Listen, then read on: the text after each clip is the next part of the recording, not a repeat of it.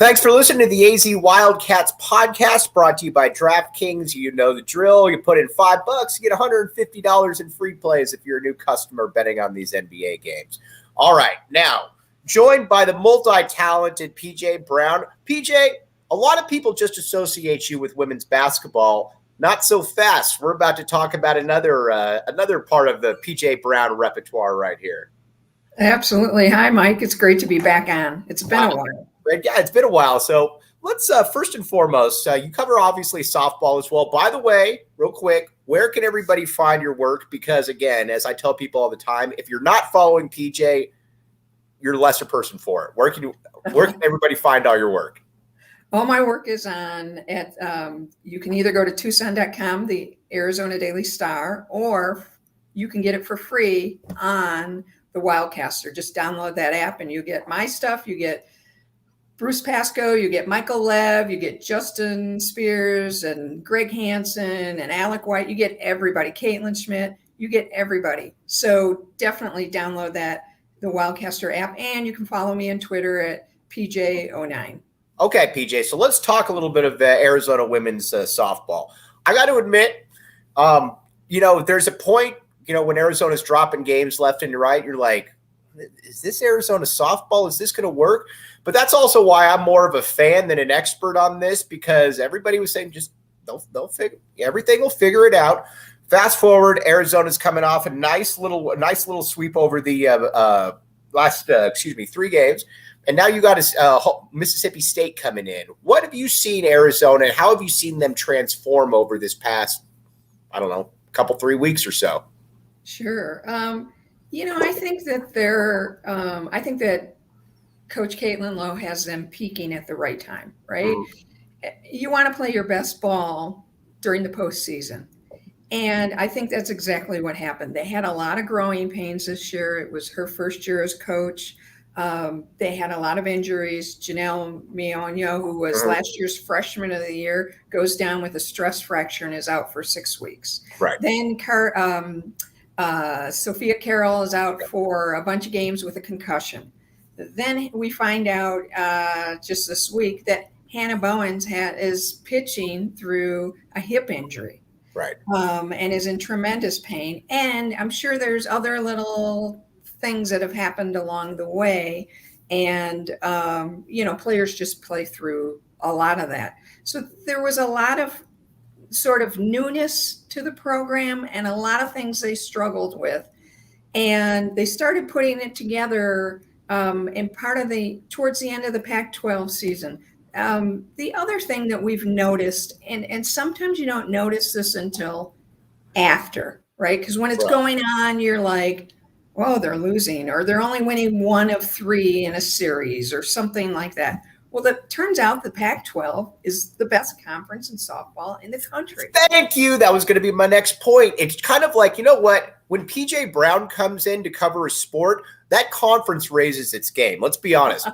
Pac-12 women's basketball, best conference. Pac-12 women's softball, best conference. One common denominator, the woman that I'm talking to right now, PJ Brown. I don't know about that, because Mike Candreo won all those championships without me. So I think it's, it was him before. So. You know what I think? And this is coming from somebody who's, lived in Tucson almost my whole life.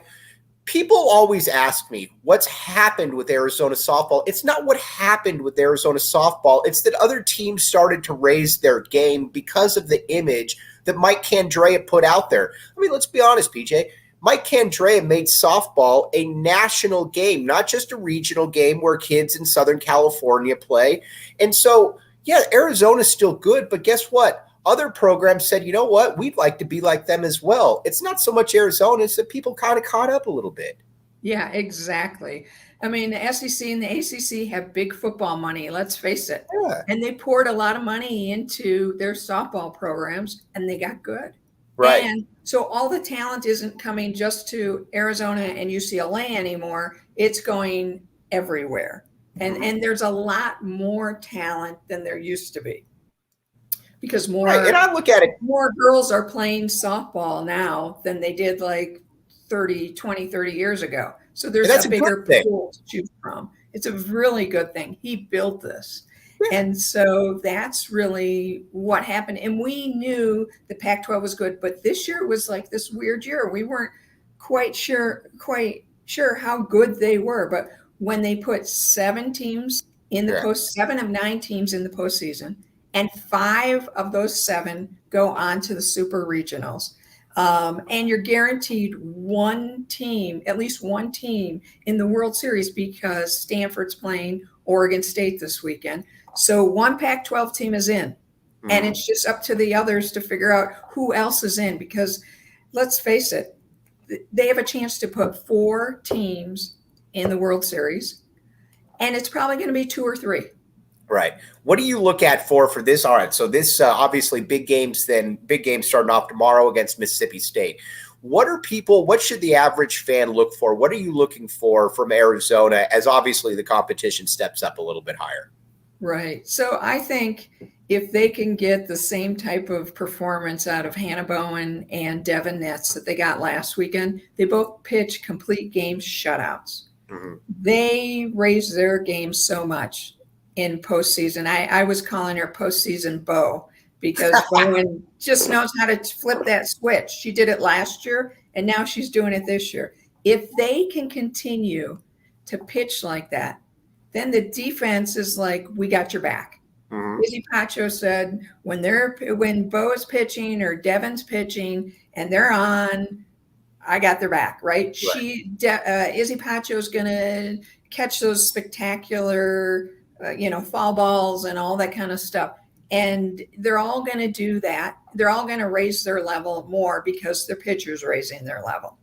And the bats are just going to come through. Now, you look at Mississippi State, and they have one really great hitter, and that's Mia Davidson. She's a catcher. She actually played. She's the only player left on both teams who played in the 2018 Tucson Regional when these two teams met in the finals. Right. Hannah Bowen and Peanut Martinez were on the team, but they didn't play in that game.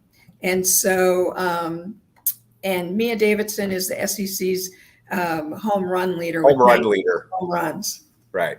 So I was looking at a little bit of fast pitch softball recruiting just to try to get a little bit. And obviously, Arizona's got a nice class coming in so far. You signed 5. And then looking at it, it's kind of highlighted by Sydney Summerdike, who is one of the best pitchers in the entire country. Here's the best way that I can describe how things have changed a little bit. And again, this is a good thing because it means that more women are playing softball. It means there's a bigger playing field. But she's one of the 5 or 6 best pitchers in the entire country. 15, 20 years ago, Arizona's probably getting the other 2 or 3 now. You can only get 1 out of 5. So, but when you've looked at it, that's when Arizona's been its best, is when you've had that kind of dominant pitcher to go in there. And I'm just happy that Caitlin Lowe has been able to stabilize things so people know, again, this is Mike Candrea's program right here. He wasn't going to leave it in the hands of somebody that didn't know what they were doing, PJ. Oh, not at all. I mean, she basically was handpicked. He groomed her for this position. Mm-hmm. She is, she's putting her stamp on the program. This is, while it was going through and they were going through ups and downs, that's what happens the year after a legend leaves, right? That's what's going to happen. And the fact that she's got them in the Super Regionals, that's great coaching. Right. That is great coaching. The fact that they were able to, pick it up at the end of the season and then just play phenomenally last weekend, that's great coaching. And she was the right person in the right moment for this job. All right. So speaking of the right person at the right moment for this job, well, real quick, DraftKings Sportsbook app, code word PHNX. Put in $5, get $150 in free plays. Got baseball coming on. PJ is a Cubs fan, correct? Oh, yeah, big Cubs fan. All right. So you know what? If you're like PJ and you're like, oh, I like the Cubs, and you want to make it a little bit more interesting, not saying PJ's doing that, but go to the DraftKings Sportsbook app, put in $5, $150 in free plays. Arizona only, 21 and up. Gambling issues, call 1-800-NEXT-STEP. All right, PJ, before we let you go, because you got a presser to get to, I wanted to talk about a little bit of Arizona women's basketball. You brought up Justin Spears, fantastic catch by him and Ollie yesterday, getting Maya Nagy onto the show. Salute to those guys, very cool. I've had so many people ask me about what Maya Nagi's role is next year because she's a mega recruit, she's related to Zeke Nagy, but you're kind of the ultimate insider. How do you see Adia, mixing, bringing people back like a Kate Reese, but also realizing, wow, I got this generational talent, right? What's her role next year? Well, I have to say this. Adia Barnes is keeping everything under wraps. And we'll see more of this as the summer. She'll probably talk more in the next couple of months about how she's going to use all these players. But especially for Maya, she is a generational player. She's going to be she's a player you want to watch. Like, you will pay to watch her. Right. Last time we said something like that was Ari McDonald. Mm-hmm. And right. And again, I'm not comparing Maya to Ari because I never do that. Maya is her own person. Mm-hmm. She's a phenomenal person. She's going to be a phenomenal basketball player for this program, and she's going to stand on her own. She does things that are completely different than Ari or anybody else who's played in this program. And I will say that she will get a lot of playing time because not only is she good, but she's going to earn that playing time. She's going to work really hard in practice and earn that time. So we'll see how Adia is able to juggle time with her and Kate and Lauren, and also, just make it all seem seamless, that she can just play them all together, or, and how she's going to mix that up. But it's going to be fun to see. So when we had you on last, you were talking about, and again, this is why PJ is a great follow, because whenever I ask PJ about something, generally what she tells me will come to fruition sooner than later. And she said Adia knows what she's doing about, retooling her roster. Well, listen to PJ Brown. You brought in 3 all-conference caliber players, including the second leading scorer in the Pac-12 last year from ASU, and Jade LaVille. What now do you look at from the roster? Because, again, you've added a lot of scoring punch. You've added almost 40 points per game just from other D1 players. You got the recruiting class coming in. You got Kate. You got Lauren coming back. What other areas would you maybe like to see the roster tinkered with a little bit? Or is this kind of, I'm ready to rock and roll with this? I think Adia's staying pat with this. This is it. Right. Okay. She had said that she wants 12 or 13. That's her sweet spot players on the team going forward, and that's what she's going to do. I think she even said, "I'm just going for 2 or 3, and that's it." So I believe that she's staying pat. If she surprises us, she surprises us with someone else. But I think this is it. The one thing that this group of transfers brings, besides the scoring punch, there's a lot of rebounding, and I think the most exciting thing is the versatility. Yeah. So if you look at all 3 players, they're not just a point guard. Right. They can play point, shooting guard, small forward. They can play guard, forward. There's always like a slash, and they can be versatile. And the player that reminds me of is Sam Thomas. So when you look to find, when you have versatility, you have really good players who can help you whatever else. Like if Adia wants to go with a small lineup, she's got the right folks. If she wants to go a little bit bigger, she's got the right folks. If she wants to have like all shooters or really like all defense, I mean, she's got a lot of options, right. A lot more than she's had in the past. Now, she's had depth before, and what we thought were good options. But was it let me stop you there real quick. Yeah. Was it proven depth like this? Because these are the women that she's brought in now. I mean, these are proven players. Sorry, go ahead. Right. I think these are higher level players than she had than the transfers last year. Not that I'm trying to. No, I know what you're saying. It's the transfers last year, but there were a lot of weird things that happened, a lot of injuries, and they couldn't play, and maybe they didn't work hard enough in practice. The big thing is you work hard in practice, you earn your playing time, you get on the court, and you do your thing. Right. That's Adia's transparent with that. That's the way it is. These players are going to come in, and they come in at a higher level, and they're versatile, and they can do a lot of different things for her.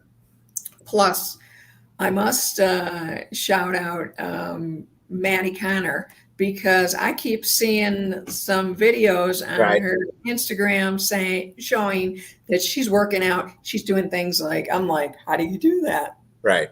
I mean, she's incredible. She's in the gym. She's coming back stronger. She's going to take that jump next year. She's going to come back this summer, do more player development with Adia and with Salvo, and you're going to see a much better, Maddie Connor. She's going to be definitely a sophomore Maddie Connor. I had it's funny, I had somebody around the program tell me this a while back, and I forgot to bring it up, but I thought it was a cool quote about Adia. And she said, Adia is actually a lot more simple than people give her credit for. She's about two things: developing strong young women, and in the process, winning basketball games. There's no agenda. That's what it is, building character and winning games. So if Adia isn't playing you, that's not a personal shot towards you. That's just saying that I'm putting the players out there that I feel can best win. It's that simple. Well, and what it really is, it's this. It's that you didn't show her that you're working hard enough, and maybe somebody else is better than you. I mean, she even said at one point, sometimes people get upset that they're not getting playing time, and she asked them the question, well, who should I sit? Right. And it's like, should I sit a Sam Thomas? Like, Sam's better than you. Should I sit a Kate Reese and Ari McDonald? Like, what is it? And that usually then people know, like, oh, like maybe they get it in their head, like, oh, I gotta do something to get out there, right? Right. All right, PJ, before we let you go, and again, you're fantastic. The ultimate good luck charm, by the way, as we've established earlier. I've had multiple people ask me about the work of art over your right shoulder. Can you break that down a little bit for the folks out there? Sure. That's a Bolatovsky, and it's signed. And my mom got it, I think, in the early 70s, late 60s, early 70s. All my life, I grew up with this. And I'm fortunate that right now I'm sitting in my office, which is our den area.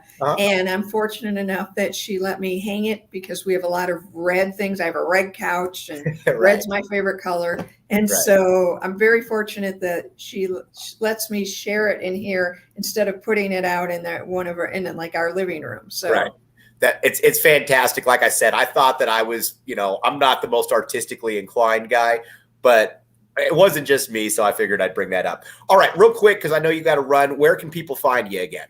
Okay, PJ Brown 09 on Twitter, and also download the free Wildcaster app, and that's everything Wildcats all the time. Anything you want from me or any of the other Daily Star writers, you can find there. PJ, you're the best. We'll have you on again next week to get us all caught up on everything. You're fantastic. Thanks, Mike. Always great to be here. All right, we'll talk to you soon. PJ Brown from the Arizona Daily Star. All right. What she was able, let's do a quick little read here. DraftKings Sportsbook app, code word PHNX. Put in $5, get $150 in free plays. That simple, that easy. You got the games going on right now. My Heat don't look very good right now, so you might say Mike's an idiot. I'm going to go against the Miami Heat. Doesn't matter as long as it's your first pick. Doesn't matter who wins. You get $150 in free plays. All right, PJ's the best because she's got her ear, obviously, to the softball, to the women's basketball side, so we're going to certainly keep her coming back, and we'll have her back maybe this weekend or early next week. You have my word on that. All right, before we sign off here, just wanted to give you another quick little update because obviously Arizona men's basketball is in the news. Keon Brooks, one more player, again, that you're going to have to start keeping a close eye on. I'm not saying Dalen Terry's leaving, but there certainly is some hubbub. The folks at Draft Express, the /ESPN have certainly talked about that. So Arizona is looking at other options. if that were to happen. Right now, Keon Brooks would be that guy from Kentucky, former 5-star kid, averaged about 10-5. He's good. I just want to let people know, though, that if you lose a player like a Dalen Terry, that he's not an easy guy. You don't find guys like that in the transfer portal, guys that can initiate, guys that can run the offense. So I think we all know by this stage in the game that Dalen Terry, that Tommy Lloyd is going to figure everything out. It's kind of like a Dia Barnes. You show me your track record, you know a lot more than me, I'm going to be cool with what you can do. But there is a very legitimate possibility that Dalen Terry does move on, and Arizona's looking at the options. And when you're talking about a guy who started at Kentucky last year, that also goes to show you the type of frame of reference that Arizona can work with right here. So we'll keep you up to date on that. Podcast coming tomorrow with all the latest stuff. We'll have another live stream up Saturday. But again, I'm feeling better. I finally tested negative for COVID. Appreciate you guys all bearing with me through it, because I know for a couple of days I sounded terrible. I'm sure Brian still has ringing in his ears from when he was talking to me. But PJ Brown, the best. We'll be back with you tomorrow. Thank you so much. You have been listening to the AZ Wildcats podcast.